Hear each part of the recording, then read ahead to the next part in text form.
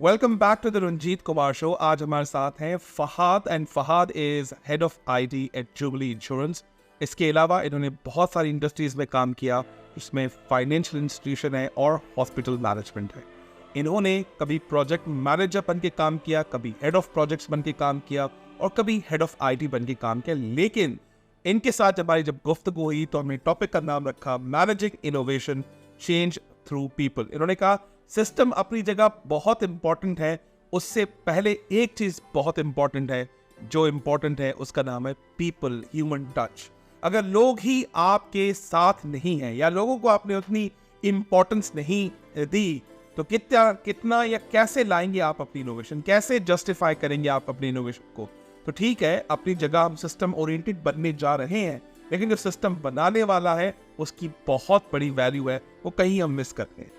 तो आज फहाद से हम इसके बारे में सवाल करेंगे। फहाद, मेरा पहला सवाल इस टॉपिक के रिलेटेड ये है, how can leaders empower employees at all levels to contribute to innovation and change within the organization? इसके बारे में क्या ख्याल है? So, thank you so much. It's a very good question. Now, the problem or the challenge that we always feel is that कि change और innovation का decision है ना, वो top level पे हो जाता है, ठीक है, और उसका उनसे cascade कर दिया जाता है कि आपने ये काम करना है। Now, the problem is कि there are a lot of people who have better solutions or better ideas, or they've got experience because they've been with the organization for a lot of years.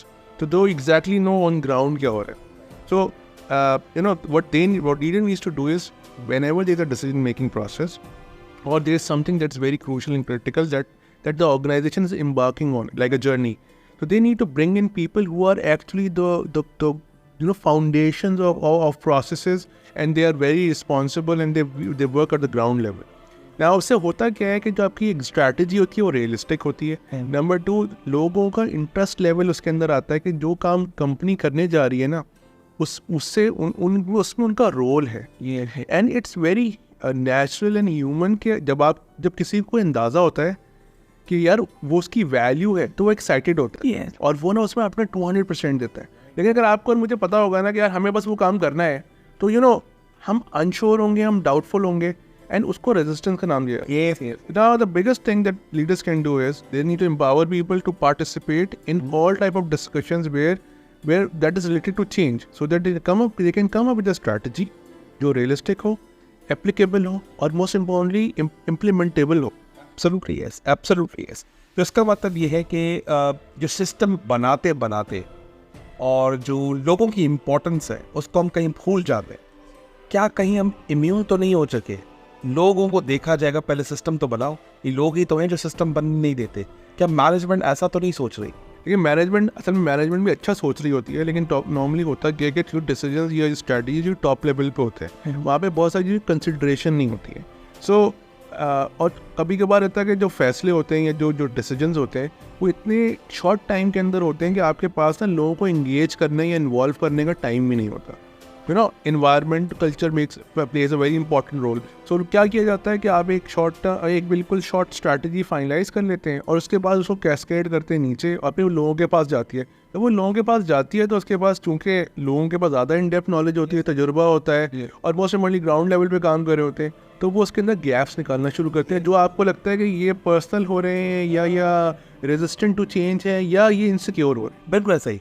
So organisation, जो अच्छी organisation होती हैं, जो top level organisation होती हैं, उनका strategy जो pre implementation process होता है वो भी बहुत लंबा होता है।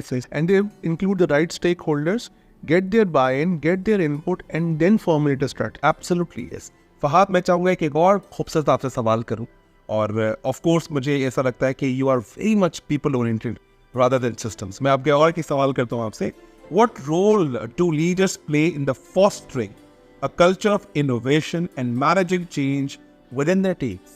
Now, the biggest thing that leaders can do is, inculcate that failure is not a problem. Failure is not a problem. Failure is just a feedback. Yes. Because उसकी reason क्या है? उसकी रीज़न ये है कि जब आप इनोवेशन पे होते हैं, कि जर्नी पे होते हैं या नया चेंज ला रहे होते हैं, वो आप पहली दफ़ा कर रहे होते हैं, आपको भी नहीं पता होता।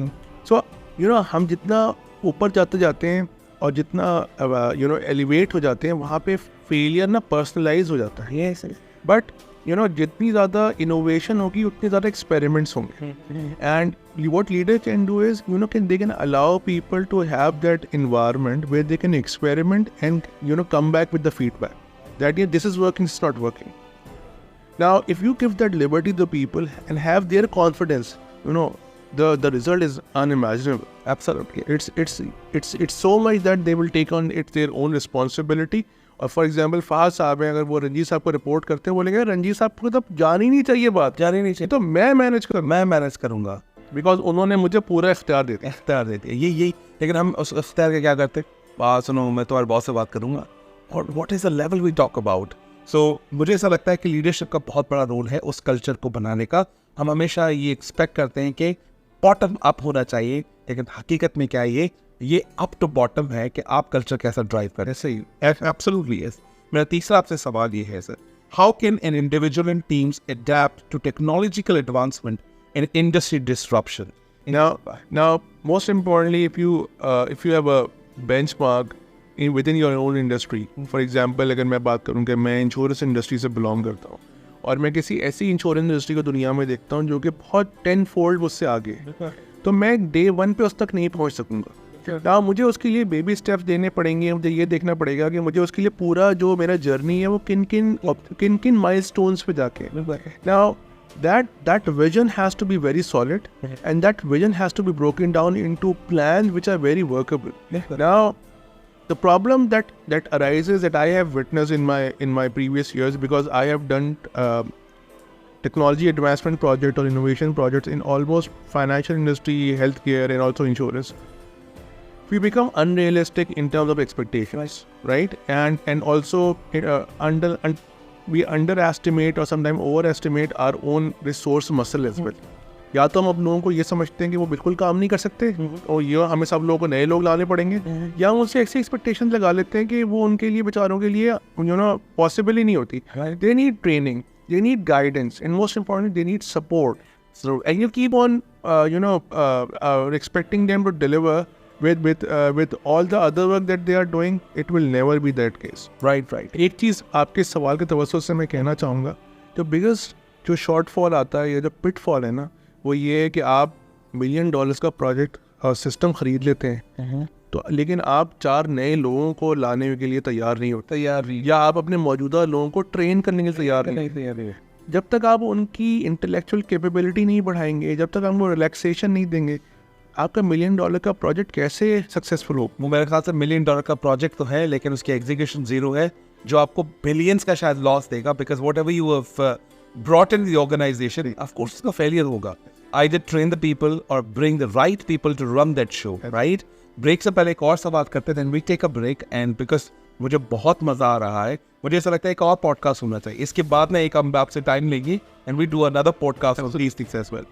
My question is, how can organization overcome resistance to change and inspire employees to embrace the new ideas? Now, the biggest thing is that you clear their expectations and you also clear your expectations. Now, if you are bringing in change, innovation, what is the value it has for the company and what is the value it has for the employees?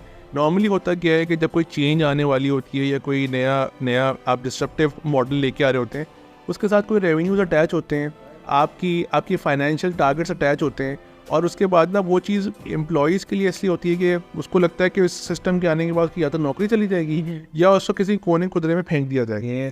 लेकिन अगर आप उसको ये बताएंगे कि जी इसके आने के बाद जो कंपनी के लिए ये टारगेट अचीव करना आसान होगा और आपकी ज़िंदगी यहाँ से यहाँ पहुँच जाएगी in terms of your professional life, and most importantly you will get an experience that you have never been able to get. Right. Now if that is something जिसको लगेगा that's it in it for me, so why he or she will not perform? Absolutely. That is the only thing you can culminate resistance. Absolutely. The biggest problem in our industry or over the world is now we bring in certain ideas to application without realizing that what implication it will have on people, job description and roles. Right. So before the management can realize, they will realize and they will get offended or they will get insecure. Right. Instead of culminating that insecurity and providing them a bigger picture. You know, we are so focused on implementation or delivery of the project so that we neglect people. बहुत ज़बरदस्त किस्म की गुफ्तगू चल रही है कि हम इनोवेशन के पीछे, सिस्टम बनाने के पीछे, जो सिस्टम बनाने वाले हैं हमेशा उनको इग्नोर कर देते हैं। इग्नोर करना कितना कॉस्टली है। $1 मिलियन का प्रोजेक्ट लेकर आए लेकिन चंद लाख रुपए के नए लोग नहीं लेकर आए। $1 मिलियन का प्रोजेक्ट तो आ गया लेकिन उनको लाखों रुपए की जो ट्रेनिंग होनी थी उस सिस्टम को चलाने की, उसको हमने कहीं ना कहीं इग्नोर कर दिया। यकीन माने आपने $1 मिलियन प्रोजेक्ट को जो एसेट बनने जा रहा था, आपने इसको कॉस्ट में कन्वर्ट कर दिया। फैसला आपका है, लीडरशिप का है कि आप लोगों को एम्पावर कैसे करते हैं और उनकी इंपॉर्टेंस कैसे रियलाइज करते हैं। मैंने देखा है बहुत सारी ऑर्गेनाइजेशन में नया सिस्टम आता है, बहुत सारी नौकरियां खा के चला जाता है। क्या ये उस शख्स की गलती है? क्योंकि सिस्टम का फैसला तो आपने किया था। शायद वो सिलसिला या जो सिस्टम था बंद कमरों में फैसला था और कहा गया आपको ये सिस्टम अपनाना है। उसकी विलिंगनेस को भी चेक करना था, उसकी कैपेसिटी को भी चेक करना था। क्या वो इतनी कैपेसिटी रखता भी है कि इतने भारी सिस्टम को चला पाए?